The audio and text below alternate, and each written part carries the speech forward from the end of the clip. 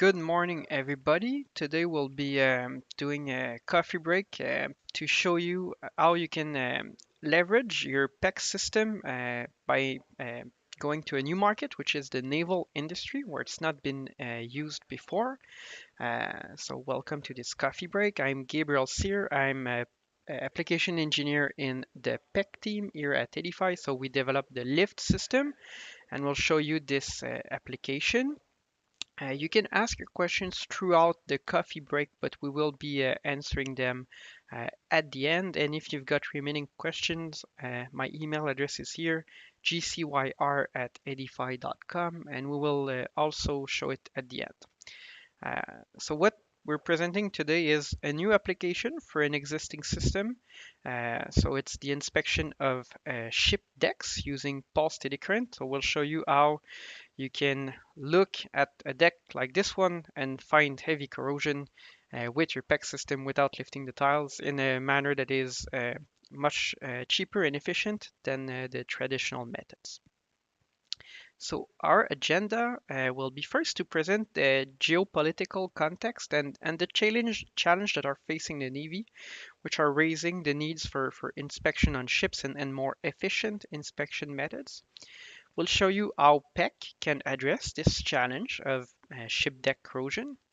We'll show you that solution that we developed for this application, and we will go to a brief conclusion. So, the context. In the last few years, there has been a rise in military tension in various parts of the world. We've seen it in the South China Sea, even in the Mediterranean. Basically, everywhere in the world, there are rising tensions, and there's a greater need for the navies of all the countries to be present and be efficient and have their ship at seas. So many countries are looking to increase basically their navy presence in those disputed waters. For that, they need ships. Of course, new ships are expensive. The procurement take years, so development and procurement of a new platform can take up to a decade. It's very long. So they have to find solutions to have ships in the shorter term, ships that are efficient and that are present in these disputed waters. And how do the navies address this issue? Well, there's a solution that they are developing. So what they can do, if they cannot get for a reasonable price new ships in a reasonable delay, what they can do is extend the service life of existing ships, and that allows them to achieve their strategic objectives. If the ships that were designed to last 20, 25, or 30 years can be made to last 50 or 40 or 60 years, if they can extend the life of these ships, they can maintain their fleet size or increase their fleet size as new ships are coming in, and that really allows them to achieve these strategic objectives. So they're going to introduce service life extension programs that require extensive refit or refurbish of the ships. Sometimes it's going to be a midlife or at the end of what was the initial life of the ship. In some cases, it's going to be on a ship-by-ship basis where unique vessels are adapted to last longer. In other cases, it's going to be a whole fleet or a whole class of vessels. It can be, for example, a group of 12 frigates that are going to be modernized and updated and maintained to be able to last longer, for example. The thing though with these ships is if they were designed to last for 20 or 25 years, they were designed with a certain corrosion allowance. So the ships were expected to have corrosion, but not to the extent where it would become problematic throughout their initial or intended service life. But when you want to bring these ships to a longer service life, to extend it beyond what was initially planned, you can get critical corrosion problems that you have to assess through these midlife or end of or life extension programs, basically. And some of the critical areas for corrosion will be the decks. So this is what we're going to present today. So these are all of the steel decking inside the ships and outside the ships that can be prone to corrosion that is hidden under tiles. It's away from sight. You don't see it. There's also other critical areas on ships where corrosion can occur, on the hulls, for example, where it can be hard to see from the inside of the ship. Maybe you don't have access, can be difficult, and piping systems. And PEC can address all of these issues. But today we'll really concentrate on the decks, where unplanned corrosion repairs are often costly and they can disrupt the refit or the refurbish schedule and program of the ship. That's where PEC can really help, and we'll show you how. So for the decks, the traditional inspection methods will be they are very experience-based methods. Basically, a hull surveyor or a very highly trained and skilled technician will look for tile delaminations inside the compartments. If they're looking for corrosion, usually with the bulging of the creation of the corrosion materials, the tiles are going to delaminate. By finding these delaminations, they can suspect corrosion, but maybe there's not. It can be just tiles delaminating. To validate that, you really need to strip basically all of the tilings, either it's ceramic or vinyl, maybe it's just coatings that are applied on the surface. You need to strip them and grind the surfaces to be able to assess the corrosion either visually or with ultrasonic testing. And for a small compartment, that's only going to be done first when it's in the shipyard, when it's already, the ship is already in that refurbish or refit process. So it's quite late in the process. It's going to take a week to remove the tiling, grinding the floors, and then making the validation and reapplying floors if there's nothing. The traditional method can be in some cases prone to false positives. So that whole process can be very expensive. It's not very efficient. And with a greater number of ships that are going through these life extension programs, the navies are looking for more efficient solution to assess corrosion in these ship decks and something that could be done in service. And that's where PEC will really help. So we'll show you why PEC is the right technology to address this challenge. If you already own a lift system, you know all that I'm going to say today. So we're not going to go very deeply in the working principles of PEC. We'll just give you an overview of what the technology is and where it's been used in the past. So it's an electromagnetic inspection technique. It's pulse steady current. It's different than the other electromagnetic techniques such as eddy currents and eddy currents array, for example, because it does not need a standalone training. So you don't need to be, for example, an ASNT level 1 to do the inspection, level 2 to do the analysis. The only thing you need to do PEC is a certification that is provided by the instrument manufacturer. This comes with extensive training. And if you want to do DEX, we can kind of customize the training and make sure that you're really trained for that application. But PEC is not very user dependent. So we made it user friendly so that it's accessible even for people that don't necessarily have an eddy current testing or electromagnetic testing background. But those who do will pick up really quickly this technique. Pulse eddy current has a proven track record in the energy, oil, and gas industry. So it's been used in that industry as a screening tool, basically for corrosion under insulation and corrosion under fireproofing for decades now. It's been developed in the 80s and it's been very efficient in those techniques. But now with more sensitive and more effective and more productive systems, we can deploy pulse eddy current on new applications. And the key benefit of that technology is that it can inspect through liftoff. So unlike UT, where you need to have contact with the surface, a really good contact, if there's paint elimination, for example, it's not necessarily going to work. PEC will inspect through relatively high liftoffs, which is the distance between the probe and the actual steel component that you will be inspecting. In the case of a ship, that's going to be the flooring materials, for example, it can be ceramic, vinyl, wood. As long as it's non-conductive, it will work. It will also be able to measure remaining wall thickness through corrosion product, insulations, if it's an insulated compartments, various coatings. On the hull, it would work through marine growth. On the port structures through concrete. And it requires zero surface preparation. So PEC is a very resilient technique. It's going to work in many cases.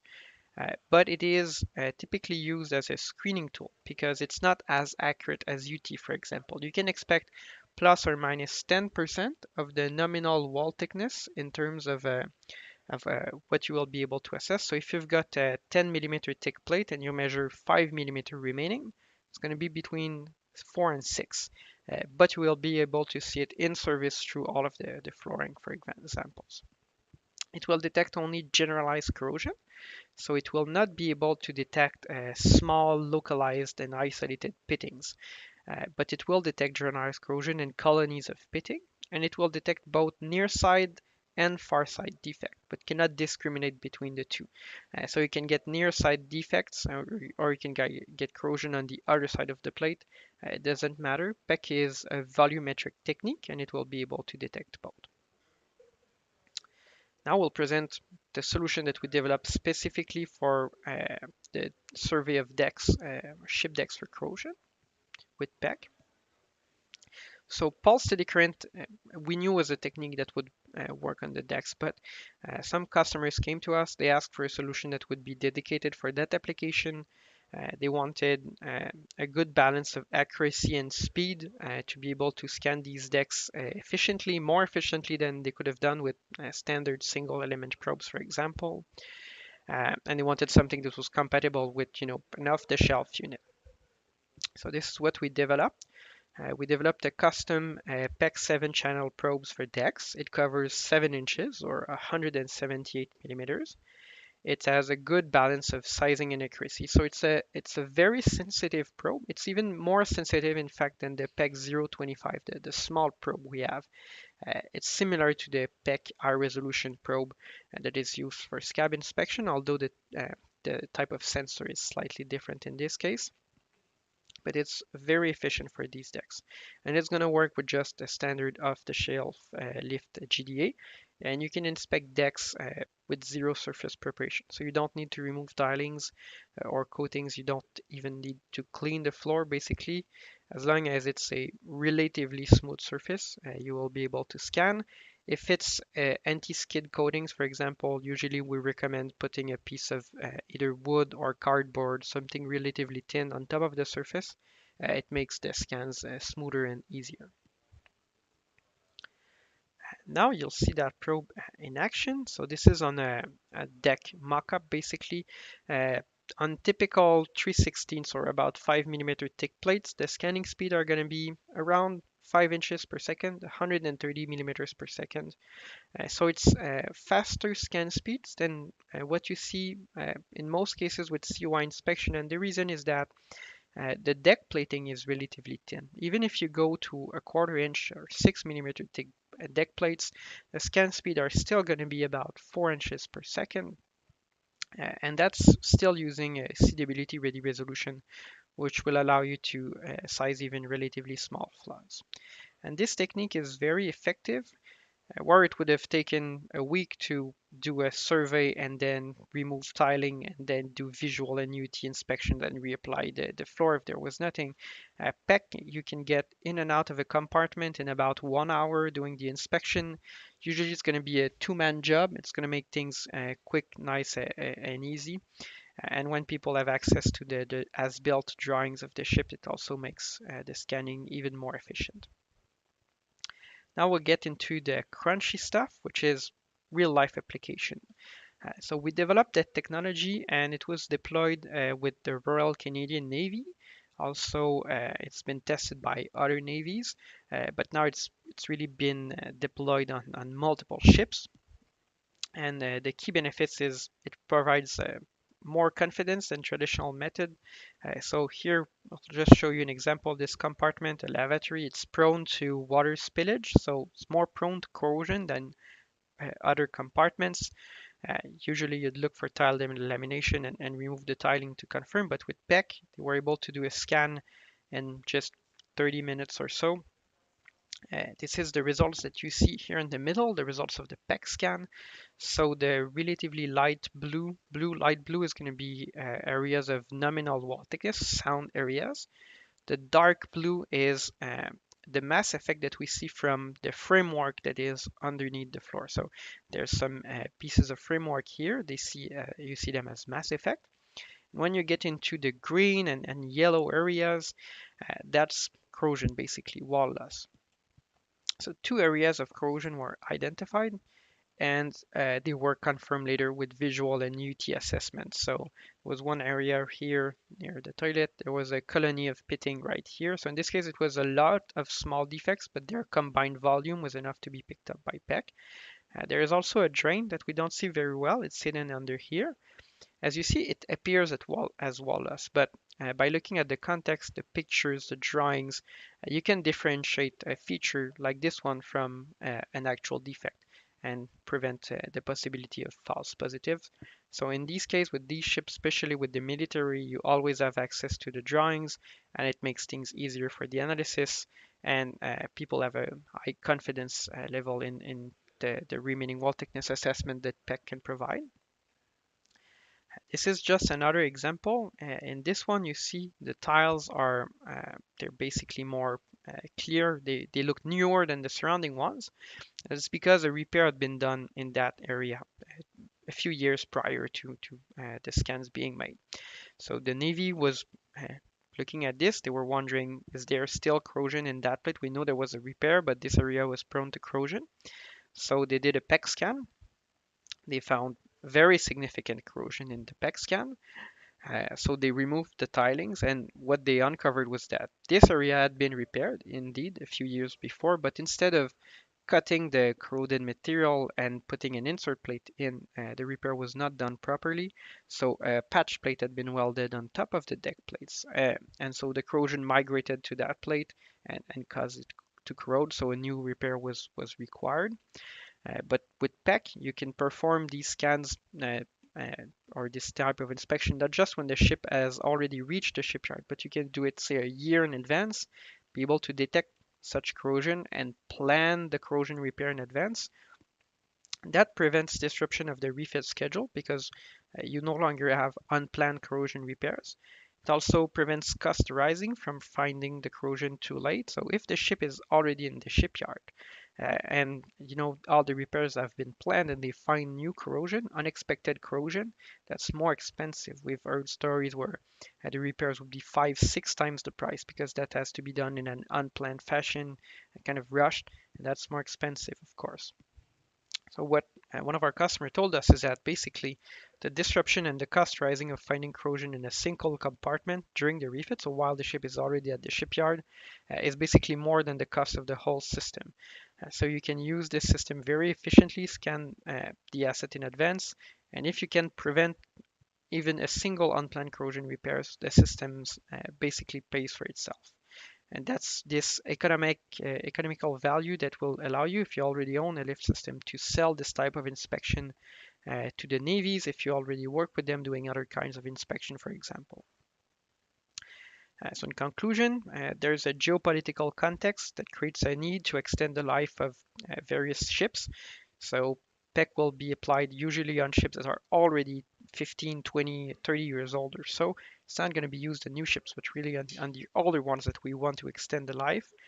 It's a proven method to survey corrosion in deck plates. So at this stage, there has been hundreds of compartments on multiple ships in multiple navies where this solution has been deployed. It's still relatively new, but there's a lot of interest for it. There's a lot of potential cost savings for the navies by deploying PEC instead of traditional survey methods for the decks. It also has higher inspection confidence than the traditional methods. So you really know what's the remaining wall thickness at plus or minus 10%. You don't just look for potential corrosion. And there's a reduction in cost rising and schedule disruption by doing these corrosion repairs in a more planned fashion. The key benefits for the Navy also is that by knowing where's the corrosion, by planning the repairs, and they don't extend the refit schedule, so their ships can go at sea earlier, they can be efficient, they can be working.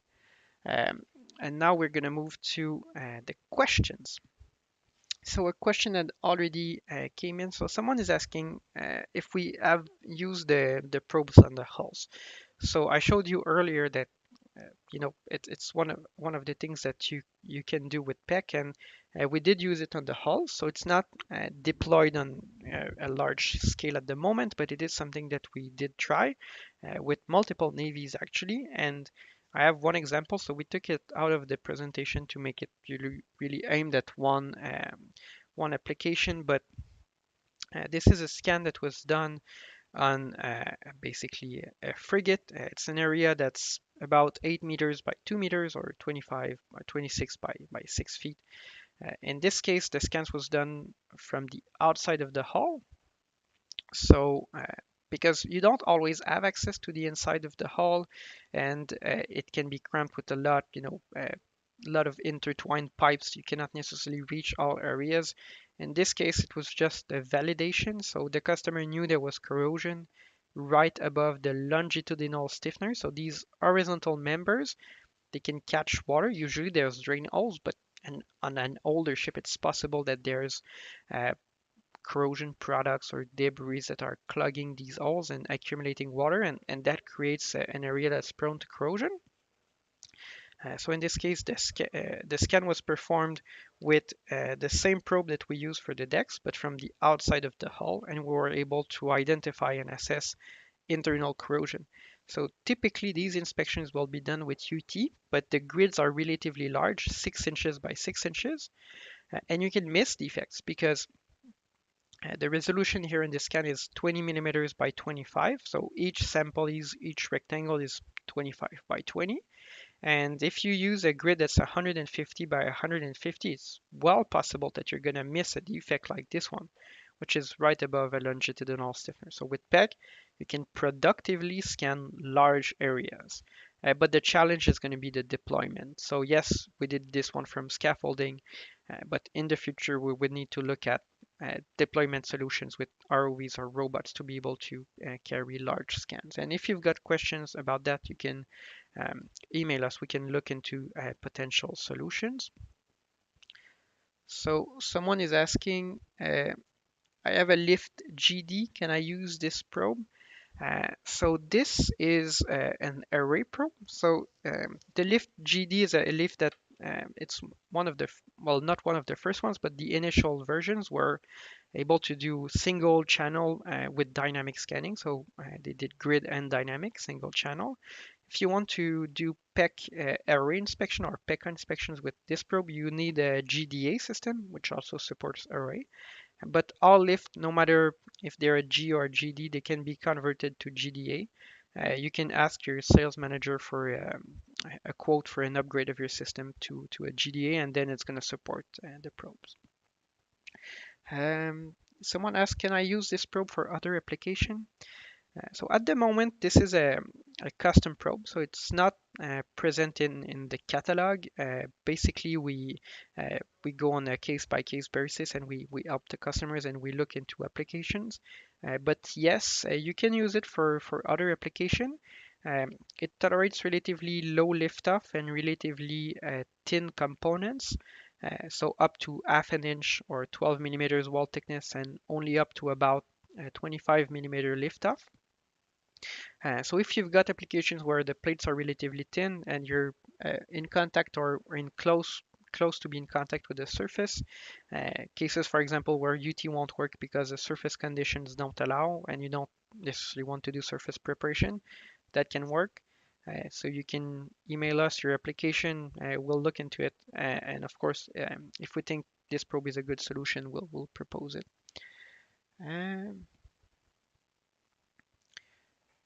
So yes, someone again is asking. They say they don't see it on our website. So as I said, it's still a custom probe. So if you've got an application, get in touch with me or your sales manager, and we will be able to look into those applications for you. So this was the last coffee break of the season. You concluded with me. If you've got questions, please get in touch with us and with me at gcyr@eddyfi.com, and we'll be glad to meet you guys up in the next season this winter. Thank you very much.